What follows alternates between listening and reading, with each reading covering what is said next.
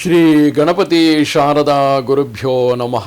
ಯತ್ರ ಯೋಗೇಶ್ವರ ಕೃಷ್ಣೋ ಯತ್ರ ಪಾರ್ಥೋ ಧನುರ್ಧರಃ ತತ್ರ ಶ್ರೀ ವಿಜಯ ಭೂತಿರ್ಧ್ರುವ ನೀತಿರ್ಮತಿರ್ಮಮ.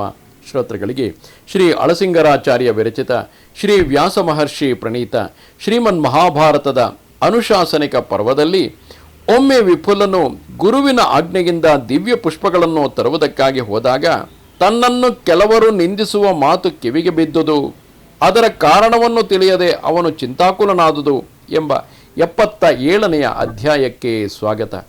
ಹಿಂದಿನ ಅಧ್ಯಾಯದಲ್ಲಿ ದೇವಶರ್ಮನೆಂಬ ಋಷಿಯು ತನ್ನ ಶಿಷ್ಯನಾದ ವಿಫುಲನಿಗೆ ಇಂದ್ರನಿಂದ ತನ್ನ ಪತ್ನಿಯಾದ ರುಚಿಯ ಪಾತಿವೃತ್ಯವನ್ನು ರಕ್ಷಿಸಬೇಕೆಂದು ತಿಳಿಸಿ ತಾನು ಯಜ್ಞಶಾಲೆಗೆ ಹೊರಟು ಹೋಗುತ್ತಾನೆ.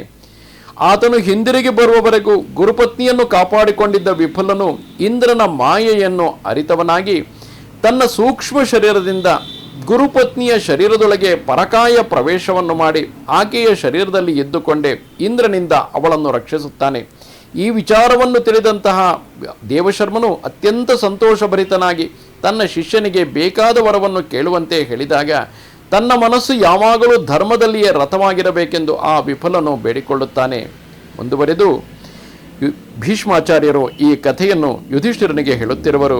ಯುಧಿಷ್ಠಿರ, ವಿಪುಲನು ಗುರುವಿನ ಅನುಜ್ಞೆಯನ್ನು ಪಡೆದು ಹೋದ ಮೇಲೆ ತೀವ್ರ ತಪಸ್ಸನ್ನು ನಡೆಸುತ್ತಿದ್ದನು.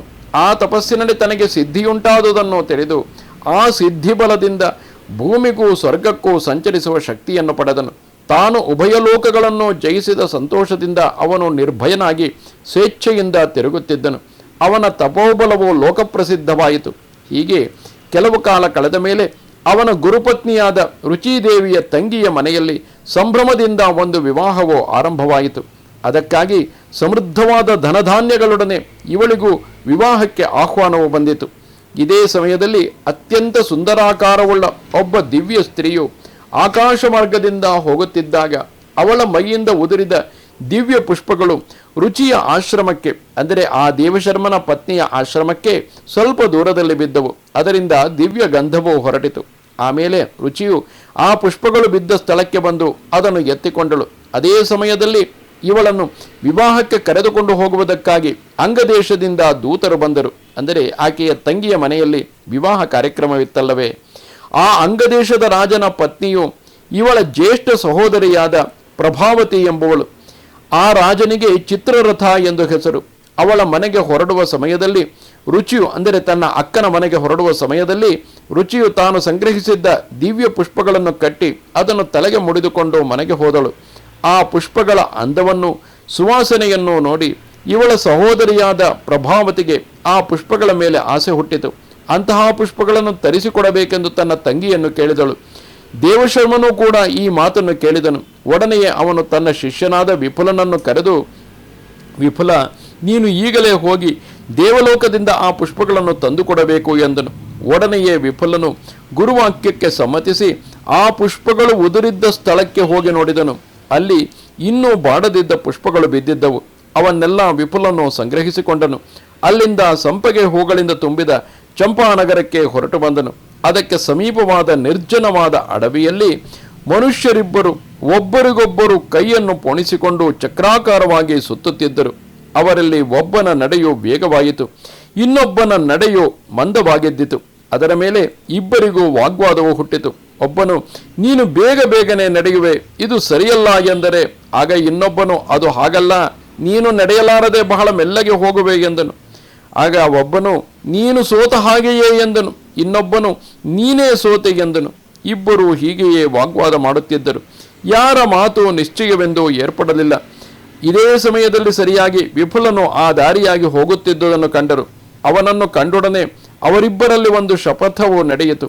ನಮ್ಮಿಬ್ಬರಲ್ಲಿ ಯಾವನ ಮಾತು ಸುಳ್ಳಾಗಿರುವುದೋ ಅವನಿಗೆ ಪರಲೋಕದಲ್ಲಿ ಈ ವಿಪುಲನಿಗೆ ಉಂಟಾಗತಕ್ಕ ದುರ್ಗತಿಯುಂಟಾಗಲಿ ಎಂದು ಶಪಥ ಮಾಡಿಕೊಂಡರು.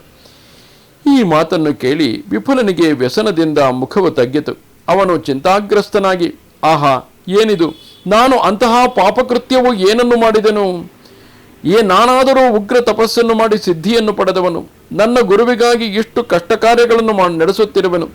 ಈ ಇಬ್ಬರಲ್ಲಿ ಸುಳ್ಳಾಡಿದವನಿಗೆ ನನ್ನ ದುರ್ಗತಿ ಉಂಟಾಗಲಿ, ನನಗುಂಟಾದ ದುರ್ಗತಿ ಉಂಟಾಗಲಿ, ಅಂದರೆ ಮುಂದೆ ನನಗೆ ಪರಲೋಕದಲ್ಲಿ ಉಂಟಾಗುವಂತಹ ದುರ್ಗತಿ ಉಂಟಾಗಲಿ ಎಂದು ಹೇಳಿದ ಕಾರಣವೇನು?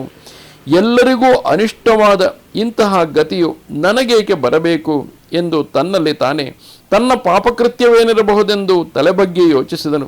ಇಷ್ಟರಲ್ಲಿಯೇ ಬೇರೆ 6 ಮಂದಿ ಪುರುಷರು ಚಿನ್ನ ಬೆಳ್ಳಿಯ ಪಗಡೆಯ ಕಾಯಿಗಳನ್ನಿಟ್ಟುಕೊಂಡು ಧನಲೋಭದಿಂದ ದ್ಯೂತವನ್ನಾಡುತ್ತಾ ಕೋಪದಿಂದ ಒಬ್ಬರನ್ನೊಬ್ಬರು ನಿಂದಿಸುತ್ತಿದ್ದರು.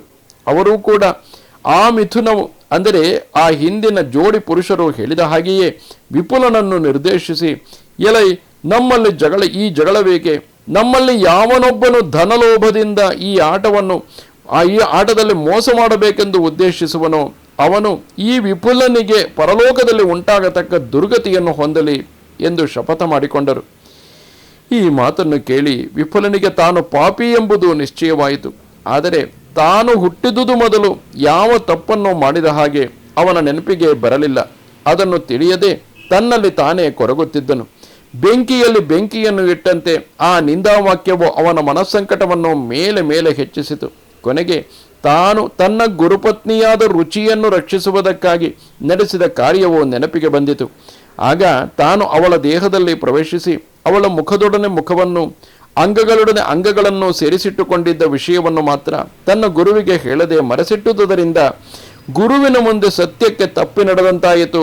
ಇದೇ ತಾನು ಮಾಡಿದ ತಪ್ಪು ಎಂಬುದರಲ್ಲಿ ಸಂದೇಹವಿಲ್ಲ ಎಂದು ನಿರ್ಧರಿಸಿಕೊಂಡನು. ಒಡನೆಯೇ ಪುಷ್ಪಗಳೊಡನೆ ಚಂಪಾನಗರಿಗೆ ಬಂದು ತನ್ನ ಗುರುವಾದ ದೇವಶರ್ಮನಿಗೆ ಅದನ್ನು ಒಪ್ಪಿಸಿ ನಮಸ್ಕರಿಸಿದನು. ಇದು ಶ್ರೀಮನ್ ಮಹಾಭಾರತದ ಅನುಶಾಸನಿಕ ಪರ್ವದಲ್ಲಿ 77ನೆಯ ಅಧ್ಯಾಯವು.